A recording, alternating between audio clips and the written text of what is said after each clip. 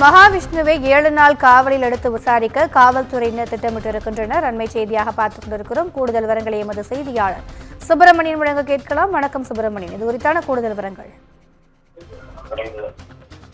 சொற்பொழிவாளர் மகாவிஷ்ணுவை போலீஸ் காவலில் எடுத்து விசாரிப்பதற்கான மனு மீதான விசாரணை இன்று சைதாப்பேட்டை நீதிமன்றத்தில் வர இருக்கிறது. ஏற்கனவே கடந்த திங்கட்கிழமை இவர் 7 நாட்கள் காவலில் எடுப்பதற்கு விசாரிப்பதற்கான மனுவை போலீசார் சைதாப்பேட்டை நீதிமன்றத்தில் தாக்கல் செய்திருந்தார்கள். அந்த மனு மீதான விசாரணை இன்று வர இருக்கிறது. புழல் சிறையில் அடைக்கப்பட்டிருக்கக்கூடிய மகாவிஷ்ணுவை போலீஸ் பாதுகாப்போடு இன்று மதியத்திற்குள் சைதாப்பேட்டை நீதிமன்றத்தில் போலீசார் ஆஜர்படுத்த இருக்கிறார்கள். இந்த வழக்கில் மகாவிஷ்ணுவிடம் பல்வேறு கட்ட விசாரணை நடத்த வேண்டியிருப்பதாக காவல்துறை தரப்பில் சொல்லப்பட்டிருக்கிறது. யாருடைய தூண்டுதலின் பேரில் இது போன்று மாற்றுத்திறனாளிகள் குறித்து இழிவாக பேசியது என்பது தொடர்பான விசாரணை நடத்த வேண்டியிருப்பதாக காவல்துறை தரப்பில் சொல்லப்படுகிறது.